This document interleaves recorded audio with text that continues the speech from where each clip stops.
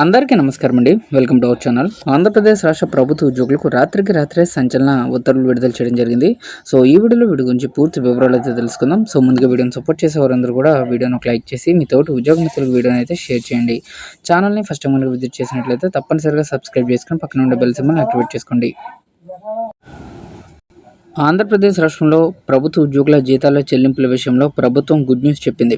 పలు చోట్ల ఉద్యోగులకు సకాలంలో 1వ తేదీన జీతాలు జమ కావడం లేదనే ఫిర్యాదుల నేపథ్యంలో తాజాగా ఆర్థిక శాఖ ఇతర అన్ని శాఖలకు కీలక ఆదేశాలు జారీ చేయడం జరిగింది. ఇకపై ప్రతి నెల టంచన్గా 1వ తేదీనే ఉద్యోగులకు జీతాలు చెల్లించేలా రాష్ట్ర ప్రభుత్వం సంచలన నిర్ణయం తీసుకుంది. ఈ మేరకు తమకు సహకరించాలని ప్రభుత్వ విభాగాలకు ఆర్థిక శాఖ ఆదేశాలు ఇచ్చింది.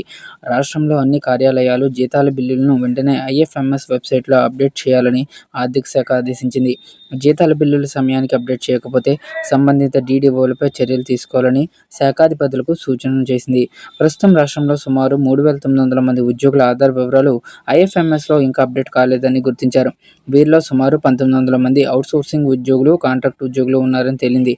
ఆధార్ అప్డేట్ సమస్యల పరిష్కారం కోసం ఉద్యోగులు సచివాలయంలోని ఆర్థిక శాఖను సంప్రదించాలని చెప్పడం జరిగింది.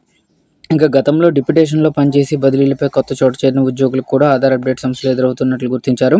అలాగే అవుట్సోర్సింగ్ కాంట్రాక్ట్ ఉద్యోగుల సేవా కాలాన్ని కూడా ఈ నెల కూడా పొడిగించినట్లు ఆర్థిక శాఖ తెలిపింది. కాబట్టి అన్ని శాఖలు వారి జీతాల బిల్లులను వెంటనే పంపించాలని మరోసారి కోరింది. కేంద్ర ప్రాయోజిత పథకాల్లో పనిచేస్తున్న దాదాపు 1,00,000 మంది ఉద్యోగుల జీతాలకు అవసరమైన నిధులను కేంద్రం నుంచి విడుదల చేయించుకునే బాధ్యత శాఖాధిపతులదని ప్రభుత్వం స్పష్టం చేసింది. ఈ ప్రక్రియకు ప్రణాళికా శాఖ ముఖ్య కార్యదర్శి గౌరవ్ ఉప్పల్ను రాష్ట్ర నోడల్ అధికారిగా నియమించింది. జీతాల బిల్లులు పెండింగ్లో ఉంటే ఆర్థిక శాఖకు తెలియజేయాలని శాఖాధిపతులను ఆదేశించారు. జూలై 30 లోపు ఏ ఉద్యోగ జీతాల బిల్లులు కూడా పంపకపోతే దానికి పూర్తి బాధ్యత సంబంధిత డీడీఓదే అని ఆర్థిక శాఖ హెచ్చరించింది.